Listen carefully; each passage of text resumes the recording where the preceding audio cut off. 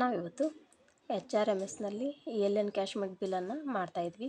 ಮೊದಲನೇದಾಗಿ ನಾವು ಏನೈತಿ ಸರ್ವಿಸ್ ರಿಜಿಸ್ಟ್ರನ್ನ ತೊಗೋಬೇಕು. ಸರ್ವಿಸ್ ರಿಜಿಸ್ಟ್ರ್ನಲ್ಲಿ ಲೀವ್ ಇಂತಿದೆ ಇದೆ ನೋಡಿ. ಲೀವ್ನಲ್ಲಿ ಲೀವ್ ಎನ್ಕ್ಯಾಶ್ಮೆಂಟ್ ಇದ್ದಲ್ಲಿ ನಾವು KJD ನಂಬರನ್ನು ಹಾಕ್ಕೋಬೇಕು. ಇಲ್ಲದೇ ಇದ್ದರೆ ಇಲ್ಲಿ ಸರ್ಚ್ ಇದೆ ನೋಡಿ, ಸರ್ಚ್ ಅಂತ ಕೊಟ್ಟು ಆ ಸಿಬ್ಬಂದಿಯ ಹೆಸರನ್ನು ಹಾಕ್ಕೋಬೇಕು. ಹಾಕೊಂಡ್ರೆ ಇಲ್ಲಿ KJD ನಂಬರನ್ನು ತೊಗೊಳುತ್ತೆ. ಇಲ್ಲೇ ಗೆಟ್ ಅಂತ ಕೊಡಿ. ಗೆಟ್ ಅಂತ ಕೊಟ್ಮೇಲೆ ಅವ್ರದ್ದು ಸಿಬ್ಬಂದಿ ಹೆಸರು ಮತ್ತೇನೈತಿ ಡೇಟ್ ಅದನ್ನೆಲ್ಲ ತೋರಿಸುತ್ತೆ. ಈಗ ನಾವು ಸ್ಯಾಂಕ್ಷನ್ ನಂಬರನ್ನು ಹಾಕ್ಕೋಬೇಕು.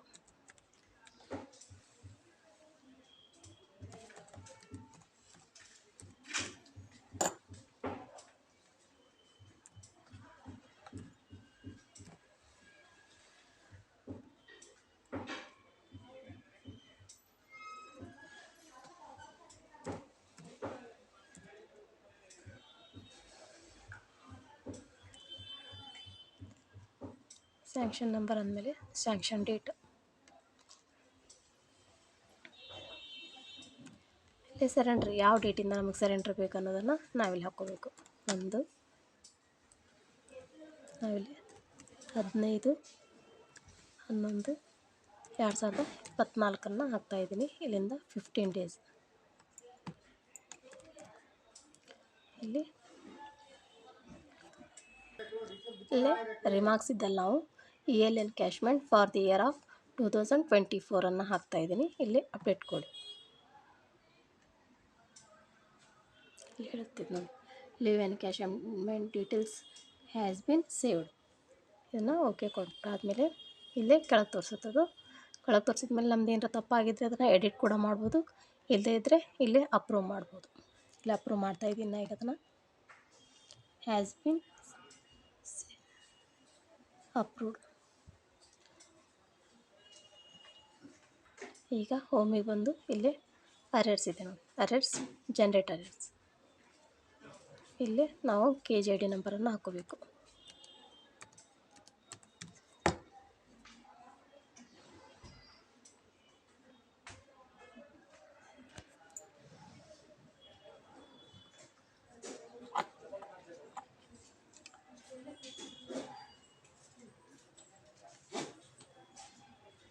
ಇಲ್ಲಿ ನಾವು ಎನ್ಕ್ಯಾಶ್ಮೆಂಟನ್ನು ತೊಗೋಬೇಕು. ತೊಗೊಂಡು ಗೆಟ್ ಡೀಟೇಲ್ಸನ್ನು ಸೆಲೆಕ್ಟ್ ಮಾಡಿಕೊಂಡು ಇಲ್ಲಿ ನಾವು ಯಾವ ಇಯರ್ದನ್ನು ಕೊಟ್ಟಿದ್ದೀವಿ ಅದನ್ನು ನೋಡ್ಕೋಬೇಕು. ಇಲ್ಲಿ ನಾವು 2024 ಮಾಡೋದ್ರಿಂದ 2024 ಸೆಲೆಕ್ಟ್ ಮಾಡಿಕೊಂಡು ಇಲ್ಲಿ ಜನರೇಟ್ ಅರೆರ್ಸ್ ಆದಮೇಲೆ ಇಲ್ಲಿ ತೋರಿಸುತ್ತೆ ನೋಡಿ, ಎನ್ಕ್ಯಾಶ್ಮೆಂಟ್ ಅರೆರ್ಸ್ ಜನರೇಟೆಡ್ ಸಕ್ಸಸ್ಫುಲ್ಲಿ.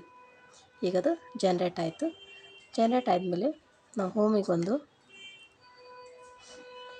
ಹೋಮ್ನಲ್ಲಿ ಅರೆರ್ಸ್ ಬಿಫೋರ್ ಅಪ್ರೂವಲ್ನಲ್ಲಿ ತೊಗೋಬೇಕು. ಈಗ ಬಿಫೋರ್ ಅಪ್ರೂವಲ್ನಲ್ಲಿ ಲೀವ್ ಎನ್ಕ್ಯಾಶ್ಮೆಂಟ್ ಬಿಫೋರ್ ಅಪ್ರೂವಲ್. ಇಲ್ಲಿ ನಾವು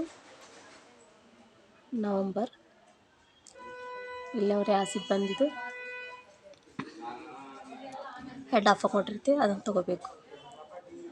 ಇಲ್ಲಿ ಎಸ್ಟಾಬ್ಲಿಷ್ಮೆಂಟನ್ನು ತೊಗೊಂಡು ಇಲ್ಲಿ ವ್ಯೂ ರಿಪೋರ್ಟನ್ನ ಕೊಡಬೇಕು. ವ್ಯೂ ರಿಪೋರ್ಟ್ ಆದಮೇಲೆ ನಾವೀಗ EL ಎನ್ಕ್ಯಾಶ್ಮೆಂಟನ್ನು ಜನರೇಟ್ ಮಾಡಿದ್ದೀವಿ. ಇಲ್ಲಿ ತೋರಿಸುತ್ತೆ ನೋಡಿ, ಸಿಬ್ಬಂದಿ ಹೆಸರು, ಆರ್ಡ್ರ್ ನಂಬರ್ ಹಾಕಿರೋದನ್ನು ಮತ್ತು ಆರ್ಡ್ರ್ ಡೇಟು, ಸರೆಂಡ್ರ್ ಯಾವ ದಿನದಿಂದ ತೊಗೊತಾ ಇದ್ದೀವಿ, ಸರೆಂಡ್ರ್ ಡೇಟು, ಇಲ್ಲಿ ಬೇಸಿಕ್ ಪೇ. ಇದನ್ನು ಏನೈತಿ ನಾವು ಇಲ್ಲೇ ಪ್ರಿಂಟ್ ಕೊಡ್ಬೋದು. ಇಲ್ಲಿ ಪ್ರಿಂಟ್ ಕೊಟ್ಟು ನಾವು ಸೇವ್ ಮಾಡಿಕೊಂಡು ಬಜೆಟ್ ಸೆಕ್ಷನಿಗೆ ಹೋಗ್ಬೋದು. ಎಲ್ಲ ಪ್ರಿಂಟ್ ಕೊಡ್ತಾಯಿದ್ದೀನಿ. ಪ್ರಿಂಟ್ ಕೊಟ್ಟು ನಾನು ಇದನ್ನು ಸೇವ್ ಮಾಡ್ತಾಯಿದ್ದೀನಿ. ಇಲ್ಲೇ ಸೇವ್. ಇಲ್ಲಿ ಎನ್ಕ್ಯಾಶ್ಮೆಂಟ್ ಬಿಲ್ ಇಲ್ಲಿ ಡೆಸ್ಕ್ಟಾಪ್ನಲ್ಲಿ ಸೇವ್ ಮಾಡ್ಕೋಬೋದು. ಬ್ಯಾಕ್ ಇದನ್ನು ನಾವು ಎನ್ಕ್ಯಾಶ್ಮೆಂಟ್ ಬಿಲ್ಲನ್ನು ಜನರೇಟ್ ಮಾಡಿದ್ದಾಯಿತು.